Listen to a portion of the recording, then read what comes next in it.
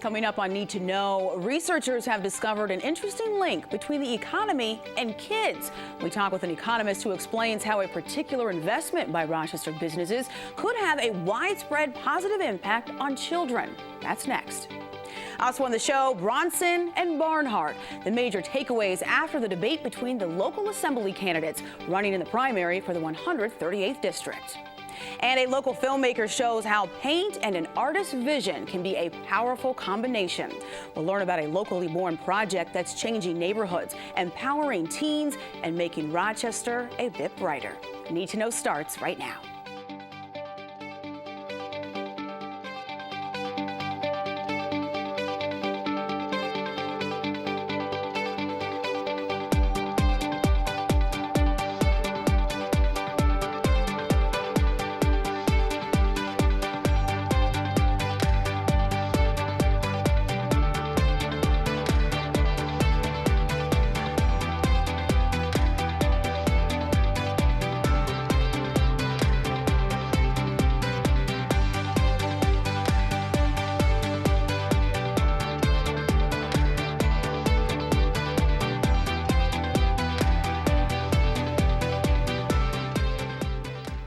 Who would have thought that children and the economy could influence another? Well, according to some researchers, the two go hand in hand. I spoke with economist Rob Grunwald of the Federal Reserve Bank of Minneapolis earlier this week to find out how and to what degree.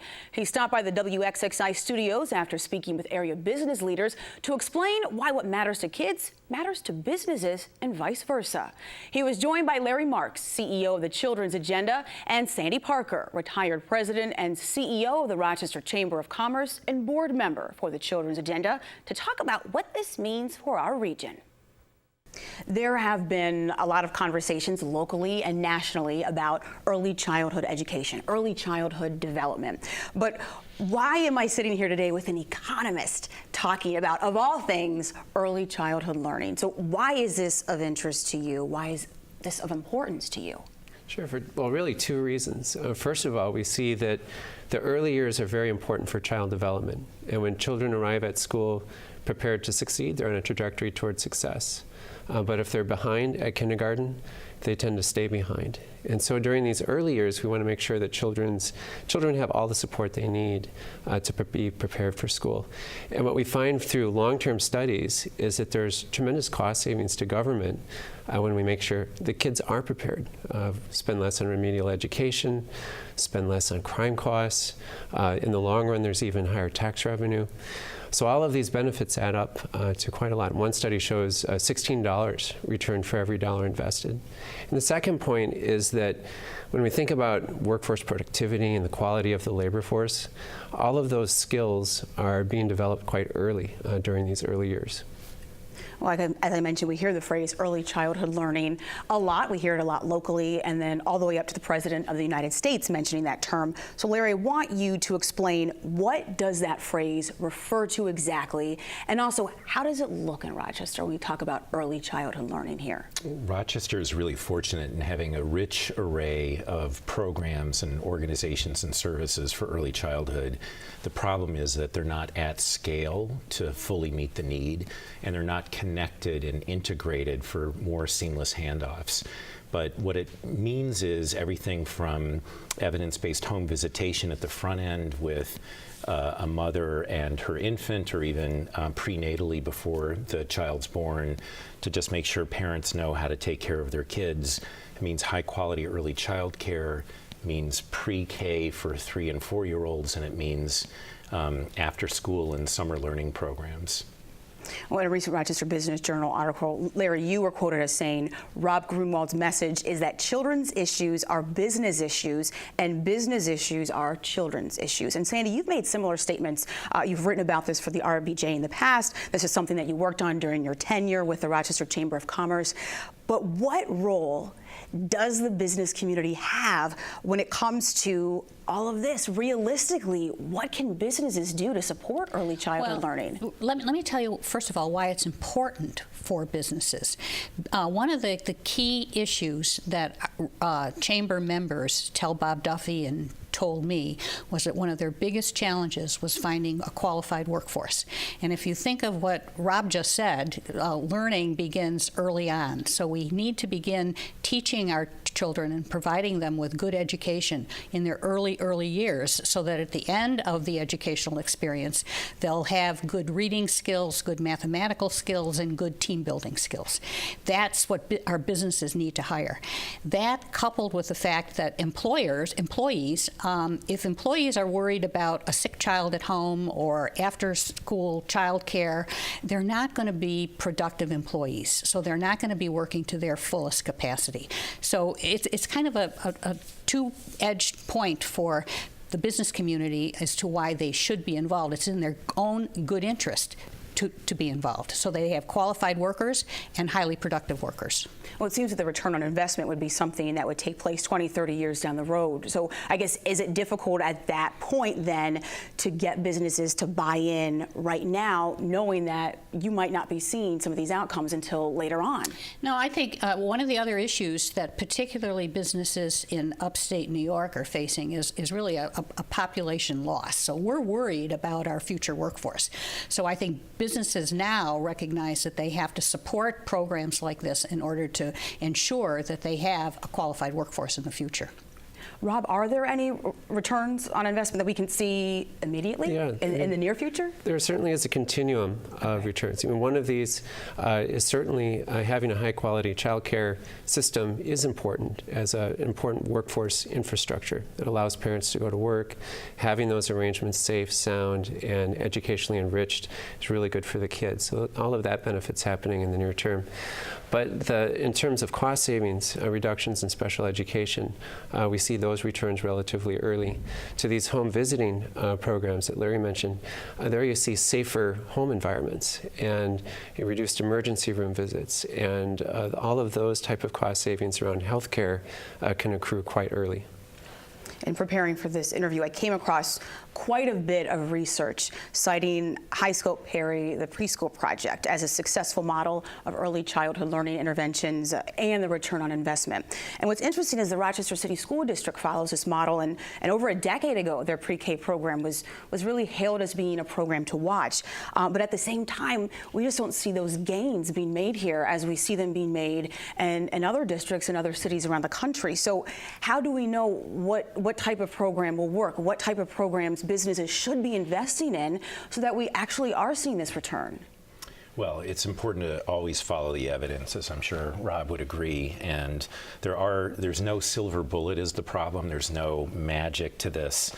The problem is that really every stage of a child's life matters, but particularly important are the first few years. And so the more that we can do to get those programs to scale, to ensure that they're high quality, not just, having a kid with a box of Kool-Aid watching a television, but actually some real care and adult interaction with either parents or a loved one or a certified professional, and making sure that it's connected to later stages in life. There's a lot of disconnects throughout the chain, and that's why you see some of those losses. I want to open this question to all of you. In your opinion, what do we not understand as a society when it comes to what's happening to a child's brain from infancy through age 3, 4, and 5 that really makes the case for investing in early child development?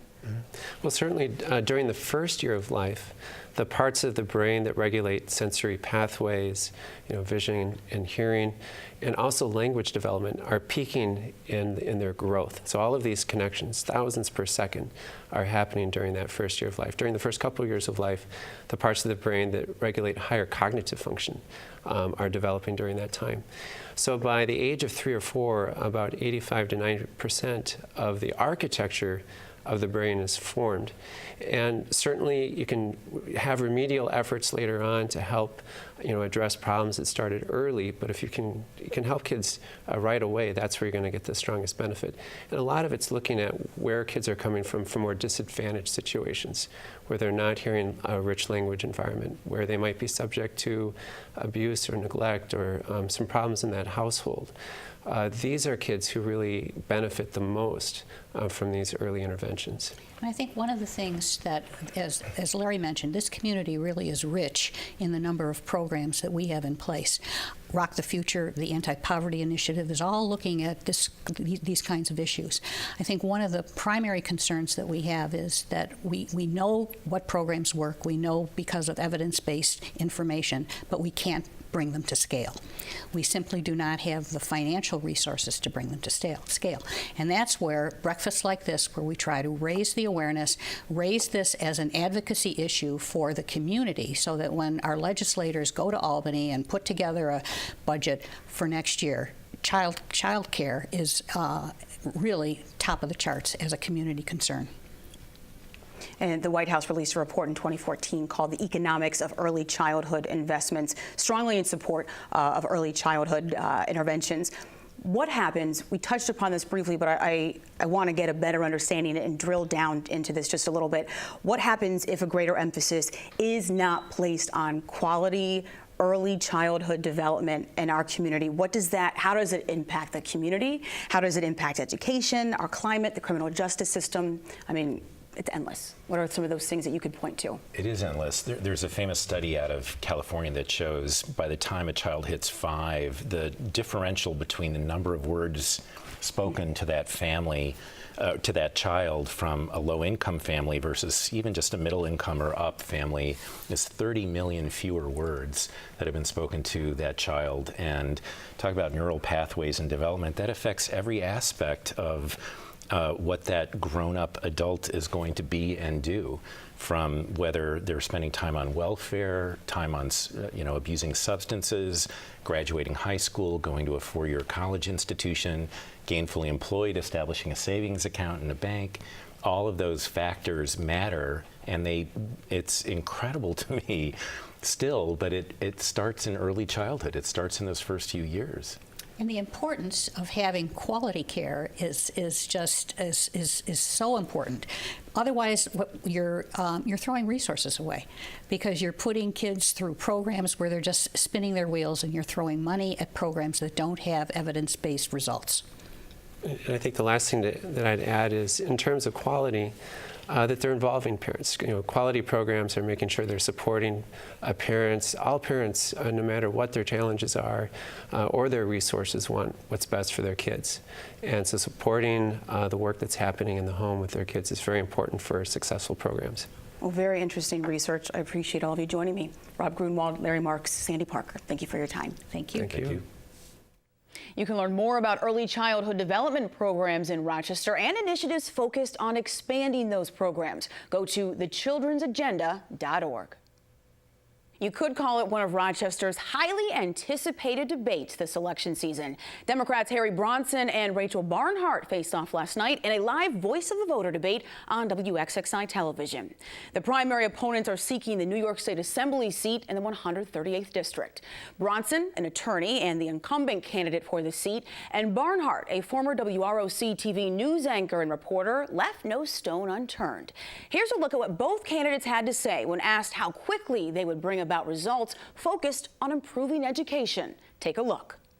I don't think you can quickly turn around a school, and that's why I have a lot of concerns about the receivership law that forces schools to make dramatic improvements in a very short period of time. I don't think that law and those requirements are helping our children at all. I think they're punishing children, they're punishing neighborhoods, they're punishing parents, and they're punishing teachers. It is a long process. Our schools, our city schools, which I'm assuming that's what we're talking about if we're talking about turning around a school quickly, need a lot of support and resources. We have the East High experiment going, but there are very few urban districts in the country that have found the solution to raising achievement in that short period of time. If we had gone along with what the governor wanted, it wouldn't have been a short turnaround period. It would have been no turnaround period, and these schools would have been put in receivership. So we won a small victory there. The other thing that we absolutely have to do, and that's why we put $175 million in the budget this year to make sure that we're funding community schools. I talked about what the real hurdles and barriers are to educating our young people, especially in the urban settings or also in the poor rural settings. Those are the things that we need to focus on. We need to allow teachers to teach, educators to educate, and then provide the social services necessary to help those young people be in a place where they're ready to learn. So was there a winner in last night's debate? Who made the most effective arguments? And what does this race really mean for the residents of the 138th District? My guest, Wes Renfro, Associate Professor and Chair of the Department of Political Science and Legal Studies at St. John Fisher College, has some answers for us. Welcome back to the show. Thank you. So first, let's get your overall thoughts on the debate last night. What were the major takeaways? I thought it was very interesting that an incumbent was so on the defensive. I think given her background in journalism and her skills speaking to the public, it was very clear that she was attacking, he was defensive. I think if we look at the overall optics of last night's debate, she won. Interesting. So you would say she was the winner of last night's debate. So we'll talk about, sometimes when we watch the debates, the candidates sometimes gloss over the questions. Were the questions thoroughly answered? Were viewers and residents able to get a thorough understanding of what these candidates stand for? So like many challengers, I think that Rachel was a little glib. She was saying things that appealed to popular sentiments, a little light on policy details, though she was very clear on her proposals for public transportation and her pro-marijuana stance. Bronson was a little bit more nuanced. He was, I think, reflecting his experiences with public policy, which is complicated. I actually don't think that that helped him in the debate format last night. He came off as sort of not quite as clear as she was. Well, the candidates agreed on some of the same issues, one being on specific unfunded mandates, but they also disagreed on a number of other things, such as the state's economic development strategy. So I want to know, based on what you heard in the debate, what is one thing you believe, if elected, Rachel Barnhart will effectively institute in Albany that Harry Bronson could not? And we'll flip it after your answer. So that's a very difficult question to answer because any individual legislator has a difficult time, particularly new legislators, affecting policy. I would say that it seems clear to me that she is seriously wedded to the notion that New York State should stop incentivizing certain businesses from staying because she believes that the numbers don't make it beneficial to taxpayers. And if we were to flip it, and even though you said it's difficult to do, was there something where you would say Harry Bronson really did stand out and you believe that he could be effective, maybe if he hasn't in the past, in pushing something through, more so this time around if reelected? So if you look at his record, it seems that he has a very serious commitment to issues related to employment and discrimination, and I think that he would probably continue that tradition if reelected. So it's an interesting district, the 138th. It makes up portions of the city of Rochester, also the towns of Henrietta and Chili. It's diverse by race and also by socioeconomic demographics. How effective would you say this seat is, this legislative seat, and moving forward some of the diverse issues that are important to these residents? It's complicated because, as you noted, it's a hodgepodge. And when we talk about these sorts of elections, they're not generally reflective of the composition of the 138th district. The electorate tends to be a little older, a little whiter, a little wealthier, a little more well-educated. And so there's oftentimes a mismatch between the goals of the people who put folks in office and the broader swath of the electorate. One thing that I did think was interesting is that both candidates, at least rhetorically, were committed to issues of poverty. They both made explicit references to communities of color. Whether or not they can translate that into public policy is a big unknown, but they both seem to be vying for that swath of the electorate. Based on what we saw last night, is there something, are there questions that you think viewers should be asking of these candidates to make a really sound vote when they vote in the primary? So one thing that I thought was very interesting was what about the economic development, right? So if we look at her proposal, it was very vague, and I would be interested to see sort of a real side-by-side comparison to what they think they could bring back to this district. Wes Renfro, thank you so much for joining me and for sharing your perspectives on last night's debate. And I should also point out there is a Republican primary for the same seat between candidates Bob Zink and Peter Vasquez. As I mentioned, the 138th district includes parts of the city of Rochester and the towns of Henrietta and Chili.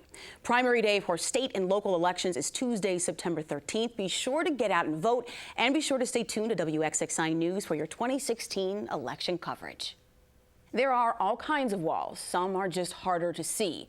It could be poverty, bad schools, crimes, guns, drugs. Sometimes the hardest walls to climb are the ones we create ourselves. That from local artist Sean Dunwoody. He's working with young people in the city of Rochester to give them the footing to climb those walls, and he's doing it through art. It was last summer when Dunwoody led a special project in one of the most distressed neighborhoods in Rochester, often referred to as Ghost Town. The project was created to employ city teens while showing them and a community how art transcends and has the power to overcome the walls of poverty. An award-winning filmmaker in Rochester documented the entire process in a new film premiering on WXXI next week. Joining me to talk more about confronting the wall is filmmaker Dave Marshall of Blue Sky Project Films, artist and director of the Fruit Belt Project, Sean Dunwoody, and Rochester student and artist, Ephraim Gabray. Welcome to the show. Thank you. So I would imagine, Sean, you didn't wake up one day and say to yourself, you know what, art can confront some of the most challenging issues in society. I would believe that there's a deeper story behind what drives you as an artist, and your mission for the Fruit Belt Project captured on film. That's a good question. No, I didn't wake up with that idea. I did wake up thinking I needed cereal and I wanted breakfast. But after my cereal, I began to think about how the role and the position of art, and particularly myself being an artist. So I wanted to be the artist or the image I wanted to see when I was younger, and so I brought that concept to the Fruit Belt Project and looked for young artists like Ephraim and the rest of the crew who are willing to be the future, just willing to show what this world can look like when they're engaged in shaping the world around them. I understand the Fruit Belt Project is a multi-layered one involving a number of large-scale public murals that incorporate public input in the Josiana neighborhood. Why that neighborhood to focus on as opposed to putting murals throughout Rochester City neighborhoods? That's a good question. At the time, looking at the Josiana neighborhood, it was the 7th most dangerous neighborhood in America. Following a trip to Philadelphia, looking at Philly Painting Project, where they tackled the same problem, took a neighborhood that was distressed. I looked at it as a vehicle to create some sort of beautification and employment. And can we actually tip the scale? Can we do something else besides just doing art for art's sake, but art for the sake of the people and the sake of change? Well, Dave, you are a busy filmmaker. You have a full plate with films that take you all around the country, all around the world, I should say, and plus you have a full-time job. So I have to know, of all the stories that get pitched to you and the different things that come your way, what was it about this film that made you say, I have to tell this story?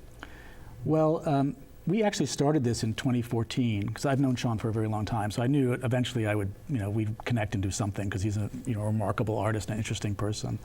And in 2014, he was working with a group of kids, and I thought that it would be an appropriate film for a series we were doing called Peaceworks, which we look at grassroots peace building around the world.